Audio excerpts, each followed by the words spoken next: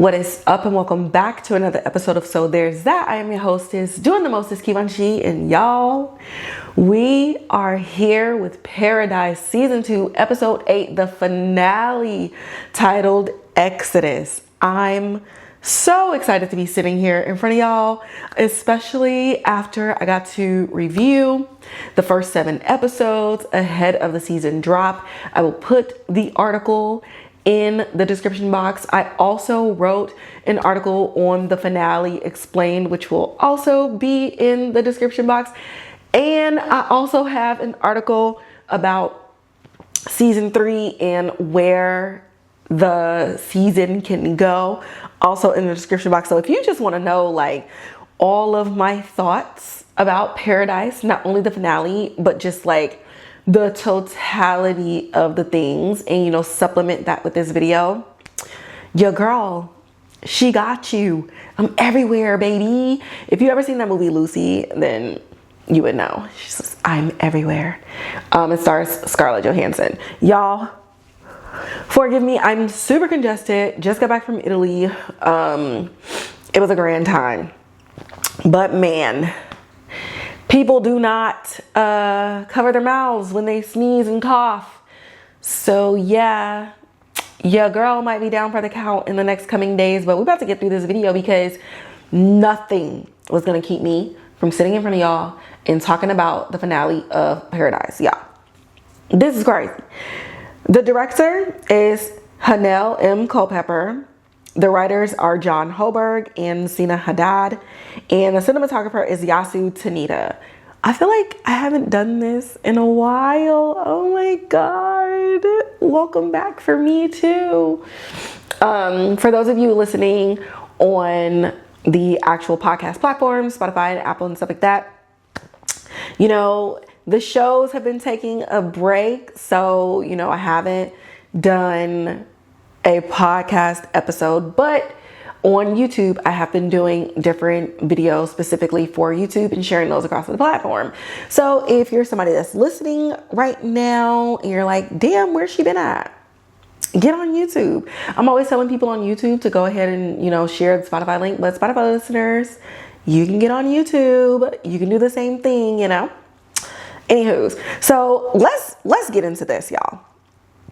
I got hella articles on this, so I'm not necessarily going to be repeating the same thing, but y'all know how we get down. We're going to talk about the things, and then we're going to talk about what we liked. We're going to talk about what we didn't like. We're going to give a little bit of our thoughts on like, okay, what could potentially happen next and where they're going to go with this. You know what I'm saying? So first we open up, and this is basically like a summary of everything that we learned in season 2. So, you know, Billy was hired by Sinatra to go seek out Henry to get him to sign over the company and all of the technology that was related to like this technology that was needed for the bunker, right? So then Link ended up showing up to the bunker, and Geiger was like, yo, Dylan, let's go. And she was like, Dylan? When was your birthday? And he's like, lady, you're being weird. Why? And then she's like, oh my God, this is my child, right? And ooh, I just had a thought. Hold on, let me put this in my thing. Ooh, y'all are seeing this real time. Oh my God, I can't wait to get to that point. Anyways, so she was like, you're my son. And Dylan was like, girl, you're nuts. And Jane was going after Gabby, but Gabby was like, babes, I'm 2-3 steps ahead. And when she was going to go shoot her in the shower, Gabby ended up stabbing her in the back. Then we have Jeremy and Robinson working with one of the engineers to basically open up the bunker so that everybody can have a choice to get out. But right when they did that, all of the leaders freaked out and initiated a lockdown. And so you basically got 2 opposing forces pushing against each other, and it basically turned the bunker into a pressure cooker. And then as Link and his people was getting ready to use the tanks to break inside of the bunker, Sinatra was like, oh, I'm gonna go on a girls trip. I will see y'all in a bit. So we open up this episode and we're back at Caltech 9 years before the event. Henry is there. He's teaching like all of these different scientific schematics and all of these different things. And Dylan is in class and he speaks up and he's like, hey, you're talking about theory. Why don't you just do it? And Henry was like, you know, we're just talking. This is just smarts. This is just science. You know, we're just putting a lot of hypotheticals and theoreticals out into the universe because it sounds great. And Dylan was like, well, actually, I took your science and I made it. And this thing also thinks. And Henry was like, class dismissed. And so now we kind of get the origin of Dylan and Alex's, not me doing this already, Dylan and Henry's relationship. So cat's out the bag. We find out who Alex is quite immediately in this episode. And Alex is the AI that Dylan came up with and was working with Henry on that all of them years ago.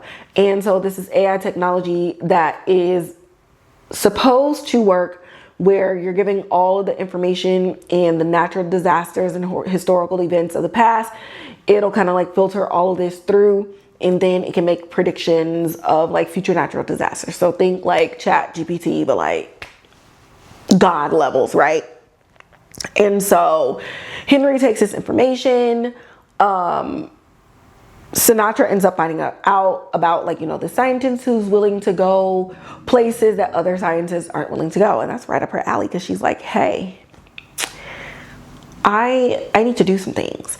Now, I want to pause here because I didn't write this down. I'm having real thoughts as I say this out loud.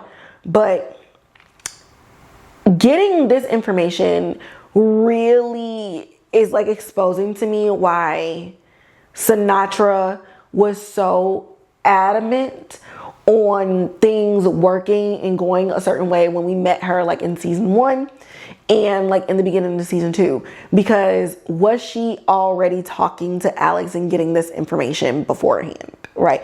I always wonder like, why was she so sure when she wasn't even the one to engineer this entire thing? Now it makes sense now that we know what Alex can do.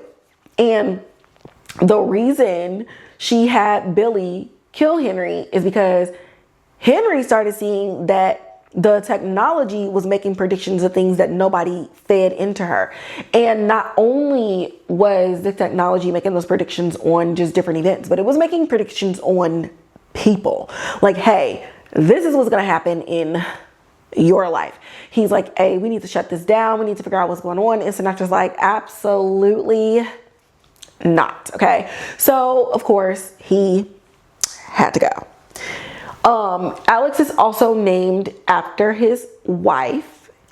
And I saw a theory on Twitter and they were like, they wonder if Alex, the tech, is filtered through Alex, the wife. And that's why Henry kept telling, like, don't go back there and stuff like that.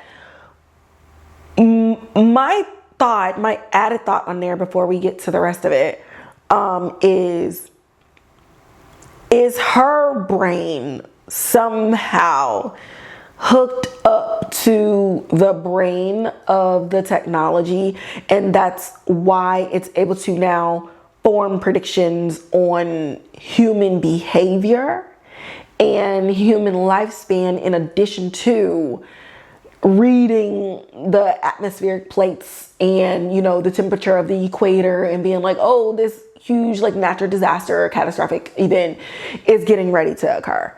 That is my thought. Is Henry's wife's brain somehow, is her body still kept in a state where her brain is still active and the electricity and the neurons are still firing in a way to where the machine can feed off of it? Food for thought. Okay. Now we're in the present day. We in the bunker, babes. And Alex done made hella predictions, okay? And one prediction that ends up coming up is by the end of the day, Sinatra is not going to be alive. So her real second hand, you know, he gives her this like data chip. It looks like, y'all know what micro SD cards look like? It looks like that, but like bigger. And it has like this user on it. It's like X, it's all these different coordinates. And she's like, what is this? And he was like, it's waiting on someone, but that someone ain't you. Okay. And Sinatra's like, girl, please. Anyways, I'm going to head back to the bunker. And so she goes back on her little road trip. Okay. Whole bunker is fighting its own self. Don't nobody upstairs knows what's going on. And this is so funny to me because it's just like, I know we're talking about like the bunker and we're talking about like sci-fi and we're talking about like the multiverse and stuff like that. But I really need y'all to pay attention to the fact that this group of people, think of them as like a sample population, right? If we were doing like a test hypothesis or whatever. This group of people is like a sample population of like societies, right? Especially societies where they equate money and social status with intelligence. And they do that for so long that when the smart people are actually gone from the room, they don't know what to do. Like the amount of panic in this room and the fact that they have no idea what's going on. Like you got everybody else at the control panels, but they're just like, hey, we just put in the commands. Like, that's it. Y'all are supposed to be the leaders.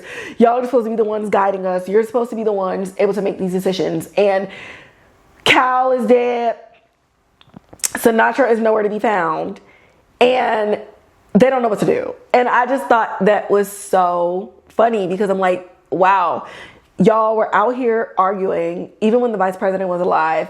And y'all acting like y'all the smartest people here in the bunker. And you're literally quite the dumbest, and this is your fault.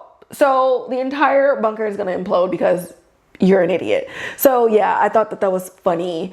And you know, I don't know if the writers made that connection on purpose, but I'm making it, and yeah, it's hilarious to me. Anywho's, so Gabby ends up coming in fresh off a murder, right? She's like, oh my God, wow. None of you can do anything.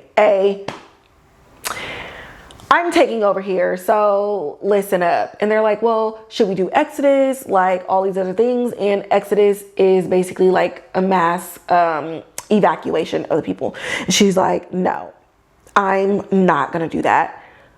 Open up these gates, let these tanks in, because basically they just need to try to relieve pressure somewhere. So of course they're like, well, do you think that's smart? Well, sir, what you did wasn't smart. So like what other alternative do we have? What we got? At least they were willing to talk once, so they may be willing to talk again. I don't know. But if we don't open these up, then we're all gonna die. So, and so the people at the controls is like, all right, shit. Because she sounds sure of herself, so I'm just gonna go ahead and hit enter, beep. And so they do just that. So again, while all of this is happening, I mean, this entire episode is chaos from beginning to end. Shit is hitting the fan in the C2 room, and then the reactor ends up blowing up. Things are going all over the place. Robinson is hit with some shrapnel. Jeremy's hurt. The engineer is dead. Like, it is utter chaos, right? Utter chaos. So all of these things are happening. The bunker cannot cool down because the cooling reactor is now jacked up. So at this point, it's boiling. It doesn't matter if the doors are open. It's going to blow up. It's like putting your computer in the heat vent underneath like hella layers of a heating blanket. It's a wrap. It's a fire hazard. At this point, it doesn't matter, right? So things are happening fast. Gabby was just like, I'm running this. No Exodus. 2 minutes later, Exodus. And Hadley is in the elevator with Presley, and it's just so much going on. So at this point, we know Teri and Xavier are getting ready to come in. Exodus is implemented, they're like, everybody, get out. Get out. We have to go. Follow the giant arrows in the sky. Get your kids and get out. Now, of course, people grabbing TVs and stuff like that.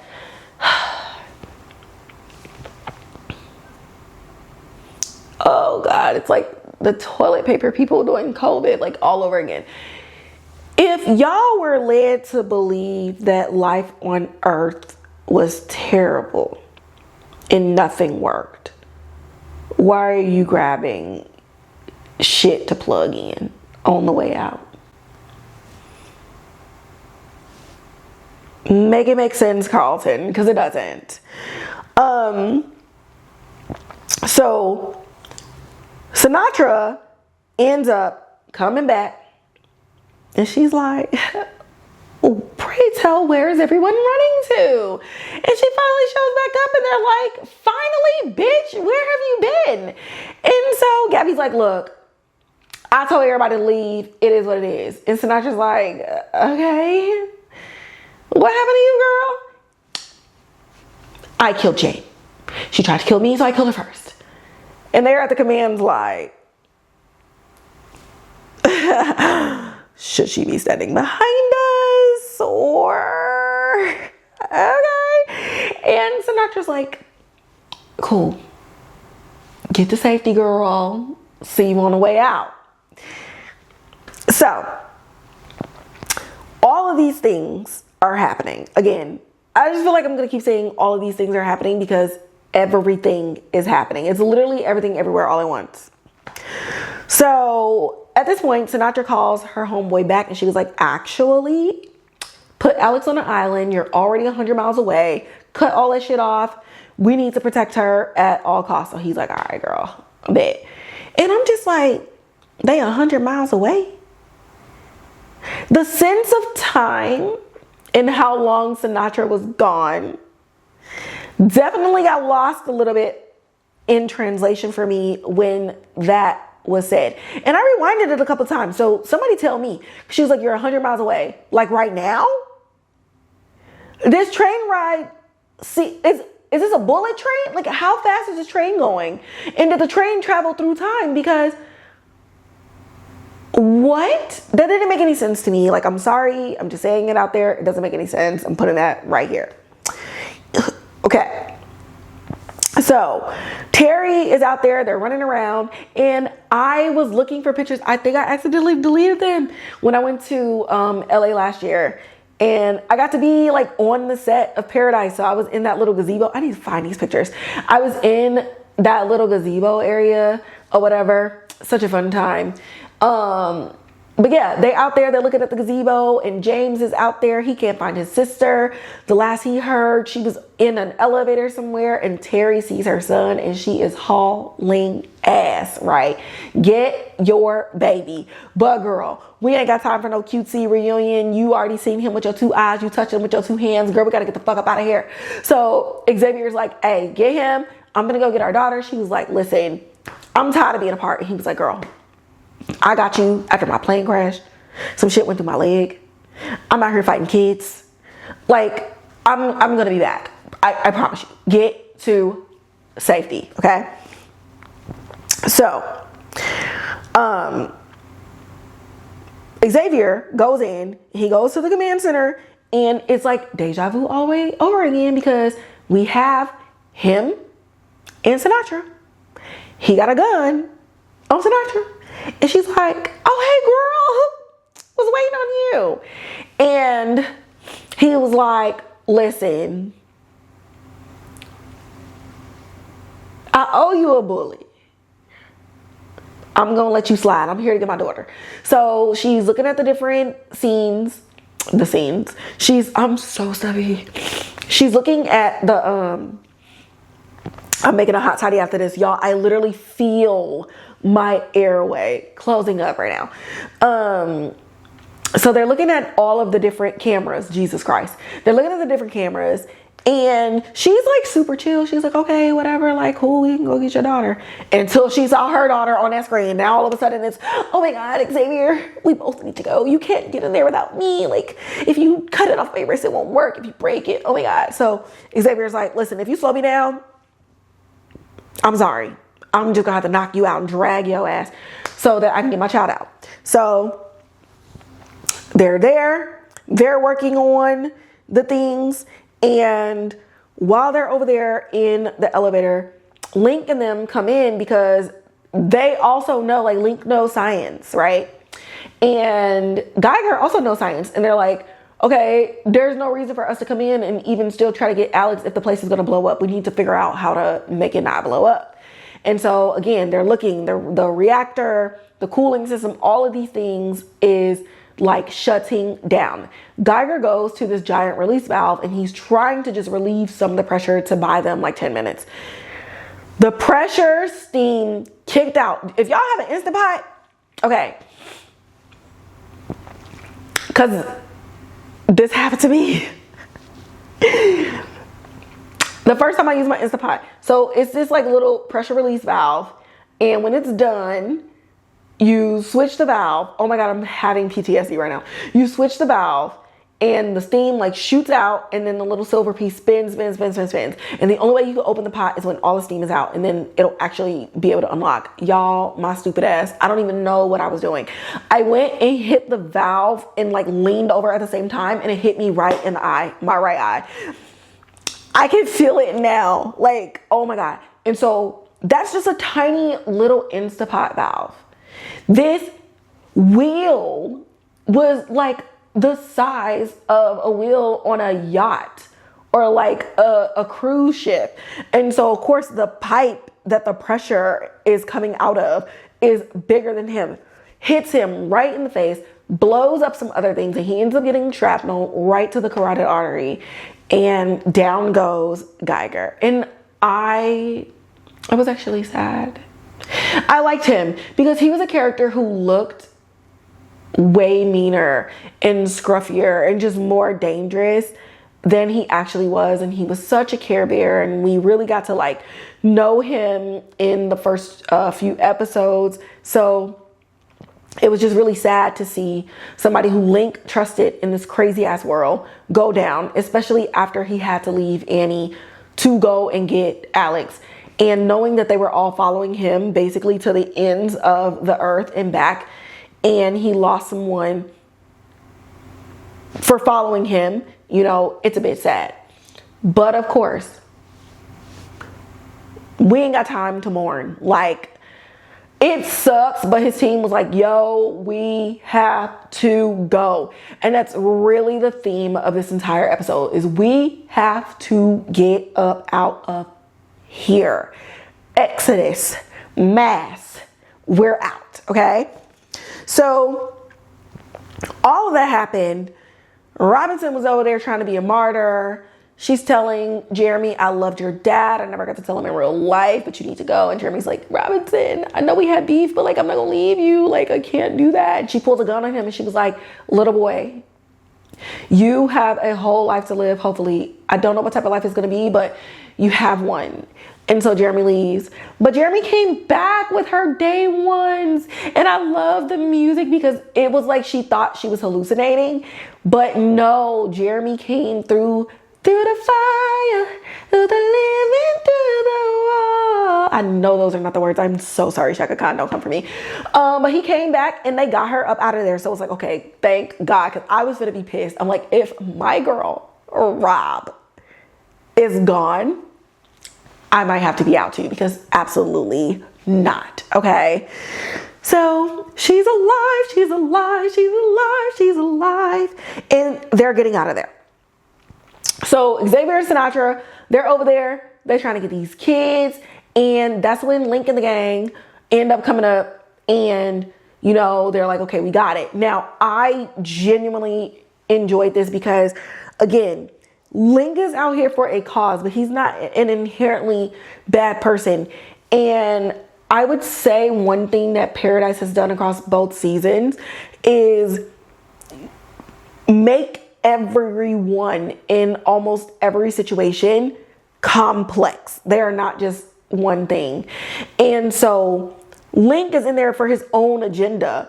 But in this thing of hearing these kids and seeing people struggle, he just immediately steps in and goes to help immediately. And so I felt like in that moment, you really get to see the heart of who this man is that we don't know.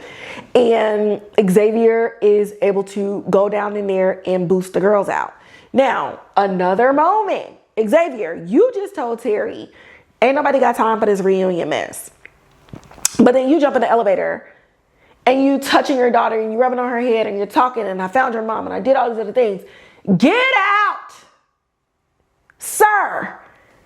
And he barely got out of the skin of his teeth the whole damn elevator and fell down and crashed. What are we doing? Link is up there like, come on, come on. And I'm over here yelling, come on, like again. Seen her with your eyes, touched her with her hands. Yeet these girls on up out of here because we have to go. So then Xavier gets up and now it's like the Spider-Man meme and everybody's just like pointing at each other. You got Dylan pointing at Sinatra, Sinatra pointing at Dylan, and Xavier's pointing at Dylan, but then Dylan's pointing at Xavier, and we got like the little warpy thingy and we're walking by each other in the halls and there's smoke and we're looking at each other in my head and my nose and they're like, what's going on? And Xavier's like, I don't know. But then Dylan's like, I don't know either, but like pulls a gun on Sinatra. And she's like, Dylan, babe, like you're my son. Like, oh my God. And Dylan's like, where's Alex? And Xavier's like, hey, listen up. I don't know what's going on. I don't know how you two know each other. I don't even have time to ask. But you look like the man on this picture. And this picture was given to me by Annie. And Annie told me to find you and tell you that you got a baby. And Annie died giving birth to your baby. And so Xavier's like using this as a moment to break down some tension, some murderous rage. And they're like, hey, we have to get the fuck out of here. Okay? And so at this point, it's like, all right, boom, speed demon. We gotta go. Gots to go. Okay. So they all get out. Everybody's loaded up. We're getting everybody ready. You know, X is one of the last ones to come out. Link is doing his thing. Sinatra and X, they're all there, but they have to go to the tower. I think I wrote that. Did I write this down in a complete thought, or is it just like a note? Okay, so they gotta go close the doors to keep the radiation blast from killing everybody. So yeah, the bunker is literally about to blow up, but they're talking about it and they're like, okay, well, if the doors are supposed to be able to sustain a nuclear blast from the outside, then it would mean that they're able to contain a nuclear blast from the inside if you can get the doors closed and then hunker everything back down. So it will still implode, but there won't be any type of UV radiation poisoning, sickness, and deaths coming from the explosion, right? It'll just be contained. So Sinatra and X, they go back in and she's looking at Dylan and she's like, my son, you have come back to me. This is my dream. You have no idea. I love you, son. And Dylan's like, I don't know why you're telling me that you love me and you're calling me your son, but like, thanks for getting me the fuck up out of here, girl. And so they run back inside and they're out there and Sinatra's like, all right, bet. Takes two people, but one of them gotta be in the tower. We gotta control everything or whatever. At this moment, we then get a shot from inside of the tower, but we can't really hear what's going on, right? And I'm like, okay, y'all not gonna play with us, bro. Y'all not gonna play with us like this. Because it's like you're answering everything and I'm just like, I swear to God, if you keep this dialogue out, we're fighting, right? And so at this juncture,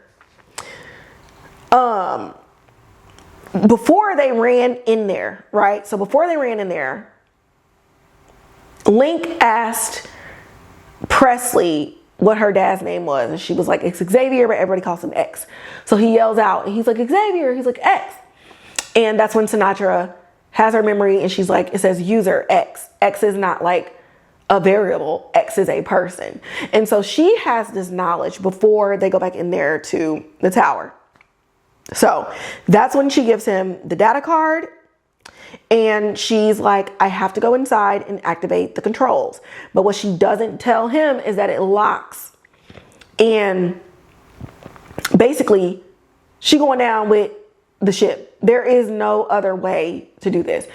And, you know, Xavier, he was like, oh, you know, like, Samantha. And I'm just kind of like, so what, was you trying to go in there with her? Like, sir, we're done with you being a martyr. We're done with you being a hero. Like, I'm so sorry.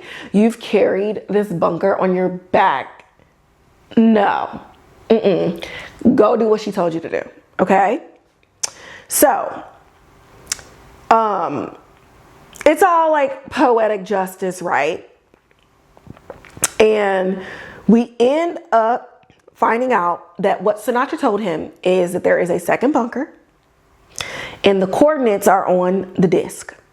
And he is the one who needs to go there, and he needs to activate whatever part of Alex that is waiting on him to activate her. And it's for him to stop everything that has already happened, because it has already been stopped, right? And so that is kind of like the information that ended up happening. And we end up seeing her walking the streets. The panels are coming down. We look over on the video and we see Gabby's house. We see the bathroom. And we do not see Jane. And as all these things are happening, we got a nice scene of Xavier hauling ass out of there. Gets out. It explodes. And the only time they get to breathe is everybody just out hugging on one another, displaced outside of the bunker with the group of people that were on the train. And, you know, it's kind of like a happy ending-ish. Teri, Presley, Xavier, James, Hadley is with her dad. Do they know that they're sitting next to their brother? Maybe, possibly, I don't know. But Dylan is with his daughter. And, you know, all is something in the mountains of Colorado. So there's that, guys.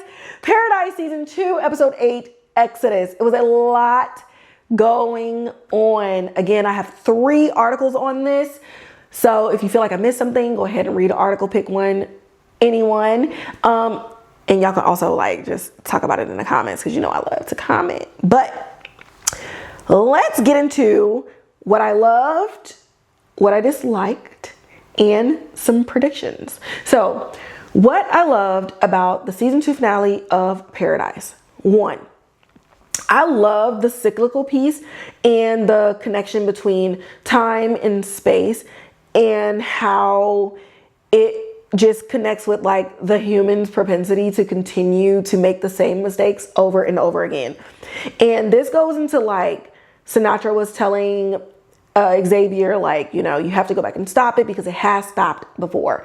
And it just goes back again to Cal's message of like, everybody that was great and was on top thinking that they were untouchable until that thing touched them and then it crumbled.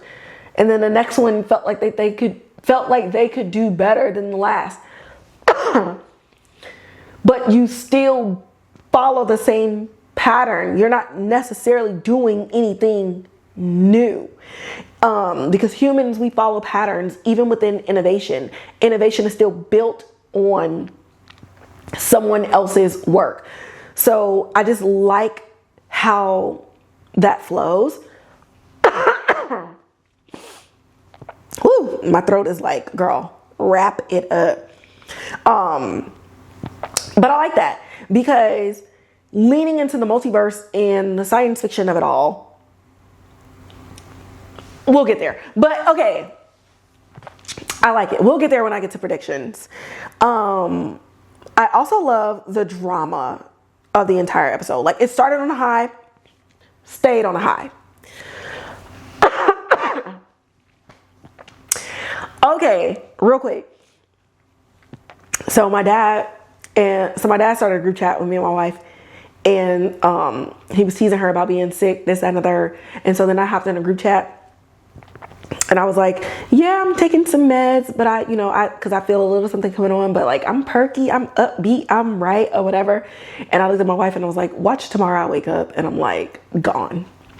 Y'all, I have not coughed at all until now. I have not had any congestion until now. Like, this is crazy. I spoke it into existence. Oh my God. Okay. Yeah. But I love the drama of the entire episode. And it was just like, it was just like a panic. And I like that. I like that we knew it was going to implode, and the writing didn't insult our intelligence by having some magical kill switch that was like, oh God, we saved it at the last minute, like 5, 4, 3, 2, 1 or whatever. Like, no, the shit blew up. That's it, right? So all of that I really enjoyed. You don't really get to see a lot of that happen in TV shows, especially when execs end up having like a say in things and they want to get their little isms and stuff in there.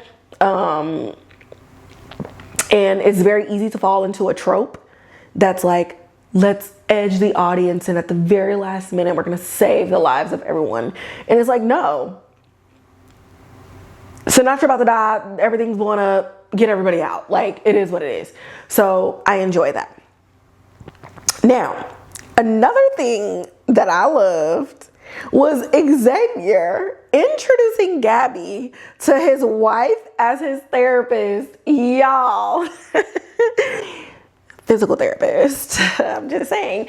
But his face was so dumb. Like, oh my God. It was like, I don't know. I feel like a little bit of Sterling, like his goofiness, slipped into this moment in that, because it just seemed like he gagged himself with this line.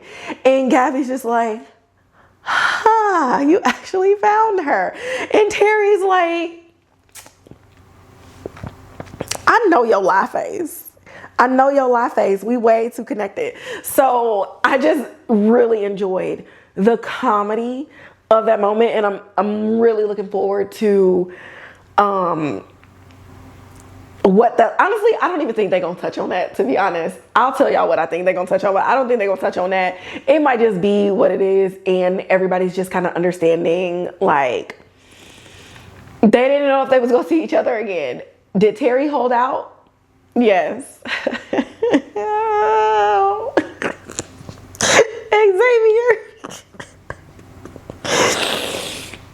Xavier. But you know what? We got to see Sterling's backside. So, I mean, we're the real winners here. And then lastly, and this ties into the drama of the episode, but I like the way that the camera work elevated the panic and the chaos of the episode. Like every angle was done in such a way that you didn't get a moment to relax. Even the moments that were an emotional relief, like finding your loved ones, whatever, the camera was so far in their faces, it made you as a viewer feel like you were touching on them and making sure that they were real and making sure that they were okay and making sure that they were alive and doing just like a quick body check, sanity check, okay, and then we move on. And so definitely when they storyboarded this and they were setting up their shot list for this episode, it was like they went and was like, how do we pull the audience into this episode in that way? And I feel like for season 1, we were pulled in an immersive experience emotionally. And I would say for season 2 finale, it felt more like we were immersed in the action of it all, because there was still this sense of like being bounced around and just being thrown around, and you know, as if you're running to save your own life. You don't know what's going on. It's stuff falling out around you. Things are blowing up and exploding and making noise, and people are panicking, and cars are going this way and cars are going that way, and you're just trying to like not to get hit by a car, but then you're trying to grab your family, but then your bag fell down. And so I feel like the panic, the chaos, and the action of it is where we were brought in this finale, and it just made it fun. It felt like a 4D roller coaster ride. Like I liked it a lot.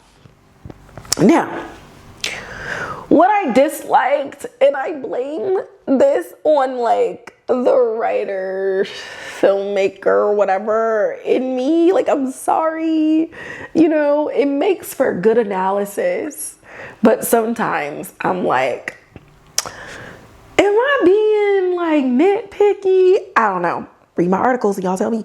But no, I'm sorry. I don't ever try to be mean. But what I didn't like. Okay. The family connection piece with Dylan and Sinatra.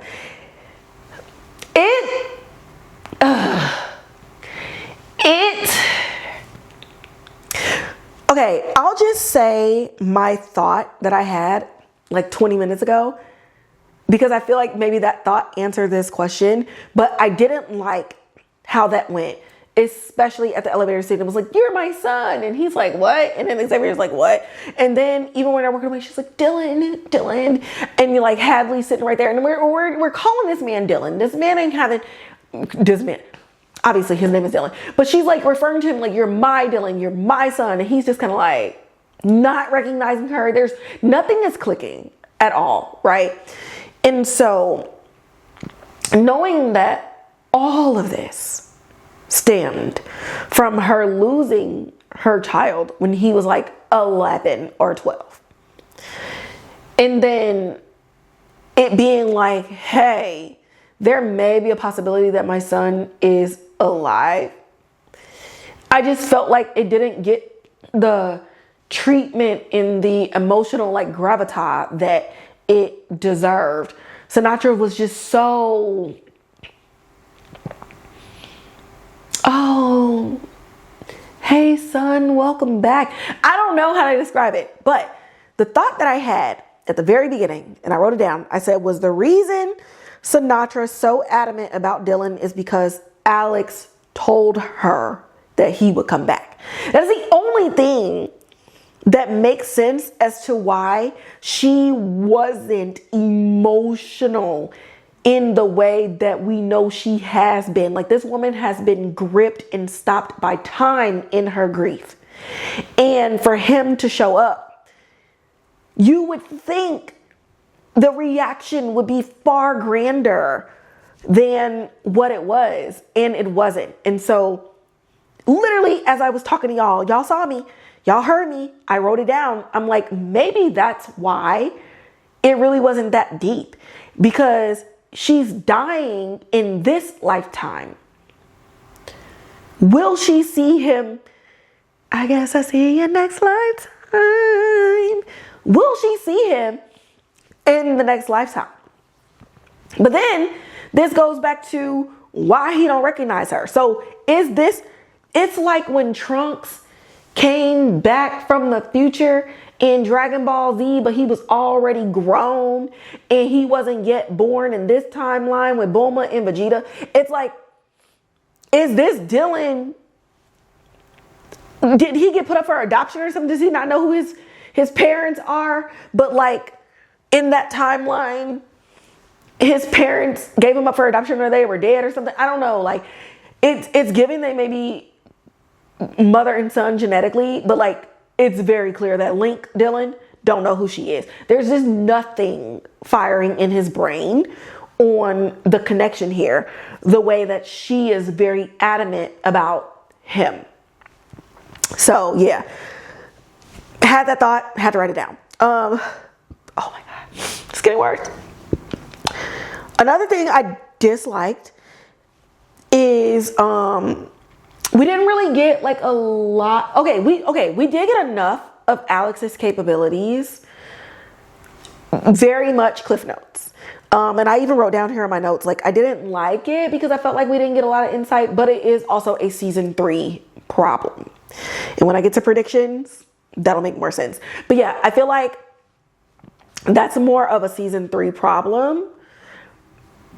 But it was because of the Caltech stuff like 9 years ago. I think when they were showing us like they were working on it and going back and forth and this and the third. I think the bigger issue with why I didn't like this as much as I wanted to is because I feel like the episode should have been 10 minutes longer. I feel like the episode should have been 10 minutes longer so that the emotional beats when people were, reuniting with their families had a moment, like 2 more seconds of like, the sound goes out. Like when Teri lays eyes on her son for the first time. In my mind, that should have been like 8 seconds of like muted, muffled noise. Now I don't know if that was like even a thing. I don't know. But I just felt like we got there and then we had to move. And then Geiger's death. We got there and then we had to move. When, what's his name? Xavier and Dylan first came face to face. We got there and then it was like, what's going on? What's going on? And then we had to move. I felt like if the show was 10 minutes longer, then those would have been more, at least for me. Because a lot of people were like, oh my God, like my jaw's on the floor, da da da. But for me, I felt like I would have had more if we had 10 more minutes. And so going back to the Alex of it all, we could have seen a little bit more of Dylan working on it and giving a little bit more, like, what was the leap? And what was the point that you discovered that Alex was no longer pulling from input data, but was just doing whatever she wanted? That wouldn't be something that would be abrupt in the way that he wanted to stop working on this project. It would have been something and some patterns that would have been brought up over time. Again, season 3 problem, but I was just like, I think I just wanted the show to be longer. I don't know. Give me more, please. And yeah, I didn't like the Dylan X scene at all. Yeah, it just didn't hit. I think it just didn't hit for me because I wanted more time. Maybe if the ringing noise kind of happened and maybe if they would have shot like footage from like season 3 or like a past or whatever, or something where in the world their dimensions collided in a space that wasn't like that muted grayish green color and they weren't in tactical clothes or whatever. Like I think if the scene was dressed differently, and by dressed I mean like production design or whatever, like it would have aided the quickness of what it was and gave us something to hold on to, like, like, oh my God, like, is that from season 3? Like, it would have gave us something to really like bite onto as far as their connection goes. I just kind of felt like a fish who came over and like saw the bait, nibbled on it, and then before it hooked me, I was just like, nah. That's how I felt about that scene. And then lastly, I have been going on with people about this. I did not like the Gabby Jane death line. Loved the camera showing us that Jane wasn't in that room. Is she dead? I don't know. The whole thing blew up. Who knows, right? But the fact that someone potentially came from the future to tell her mama about the baby she was finna give birth to tells me that Jane might know more about this time warp thing than the rest of the other people. Because if her mama was talking all that craziness, did she ever once look into it to see if there was any merit to what her mama was talking about in the first place? Did she visit that guy who ended up getting arrested and all these other things? Like, there's so much about this character that I'm glad we kind of like don't know. Like, we all knew Gabby did not kill this girl. Like, girl, let's be for real. But what I didn't like about this was I wish Gabby didn't say it. And I have some people who agree with me. I got some people who are like, well, it didn't really take away from me. But I feel like if Gabby, when Sinatra was like, what happened to you?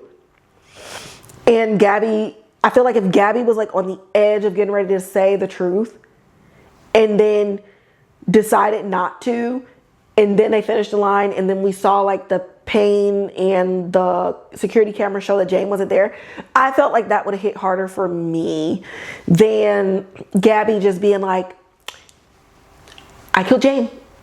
She came after me. I came after her first. Because then when Sinatra was like, okay, girl, well, go take care of yourself, it just seemed like, bro, she just dropped a bomb right now. Like, she didn't just kill some rando. She killed Jane. And it was treated like, okay, bye, girl. And so, again, this goes back to, does Sinatra already have this information from Alex? Like, what does she have and what does she know? So, yeah, I just felt like I didn't like it. Gabby could have kept it to herself. And also, like, girl, you're not that girl. So, like, relax. Eat your cheese fries, girl. I don't know. Again, could be me nitpicky, but those are my thoughts. These are my opinions. Be respectful if you disagree. All right, now, predictions. So I do feel like life is going to be established in the new bunker. But I feel like with season 3 being the final season and wrapping all of this up, I feel like a lot of season 3, we are going to have to live in the past. Whether it's the past in Dylan's timeline, simultaneously with the past before the event. And we are also going to need to see, we're going to need to see how Sinatra's Dylan died. I'm vaguely remembering, you know, she did get a phone call and stuff like that, but I don't know that we necessarily saw their life and how they were together. But if we're talking about, you know, it can be stopped, Alex can stop it, it's been stopped before, we're going to have to go back in time to the key players. Xavier, Sinatra, Dylan, at minimum. That's the only way the present and the future is going to make sense. We're going to have to get more Jane because she plays a huge part in it as well.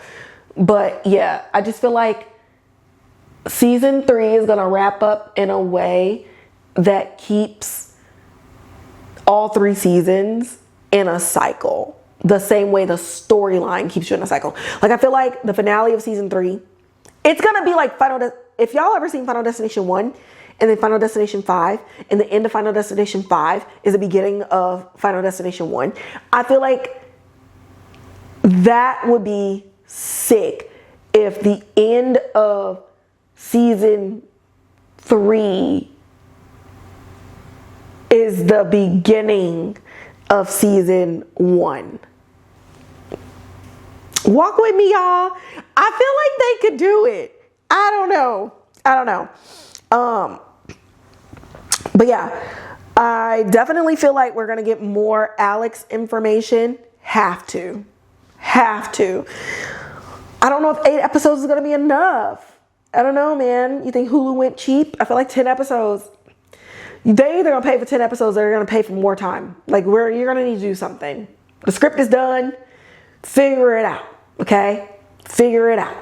And at the rate that they're going, we will have season 3 at the beginning of 2027. And that would mean that Paradise, as a streaming show, not primetime, not network, was able to produce 3 seasons within 3 years. It can be done. It can be done. Stop giving us these 4, 5, 6 year gaps, okay? Over it. Just had to throw that in there. And then lastly, I predict that Jane, past, present, future, whomever she is, she's coming to collect her things. Gaps, watch her back. And that's on that. So I'm getting ready to go make me a hot toddy, babes. Y'all know the drill. Like, share, subscribe, hit that notification bell, leave comments in the comments box below. If you got people that only want to listen to the audio version, make sure you share the Spotify and the Apple Podcast link. But hey, Spotify girlies, if you want to see what's going on and just get into some other content that you haven't been getting on the audio and podcast platforms, then make sure you're coming back here on YouTube and share that link too. You can find me on Instagram at So There's That Podcast, where I post film and TV news and updates, as well as links to my articles. All those links are in the bio. I put them in my story. You can find all of that there. You can also find me on TikTok at Kibanchi. I'm kind of getting back into the TikTok of things, but you know, don't look for me there like on a regular, okay? But where you can find me on the rig is on Twitter, the official podcast at Pod. So there's that. And you can also find me on my main Twitter page at Kivanshi. And I think that's it. Oh, and of course, my publication, my articles, I'm out here, y'all. I'm posting like at least 2 articles a day, at minimum 4 days a week. So you're looking at 8 articles a week. It's just me. It's just me, y'all. But it's lots of content up there, lots of news, trailer reviews, teaser reviews, show recaps, episodic recaps, analysis, reviews, things that are not on my YouTube platform nor on my Spotify platform. And you can find me at www.sotheresthatpodcast.com. Any news and updates? No, I think that's it. I haven't forgotten about Patreon. I'm still working on a lot of things behind the scenes, you know, about to run this marketing degree to the ground. Do you hear me? But just lots of fun stuff coming up this year. I'm so excited to share with y'all. Yeah, and thank you for rocking with me, and shout out to all 1,700 of you for listening to me. This is still crazy, but I love it. And yeah, I love coming here for y'all. So I'm gonna catch y'all in the next podcast episode.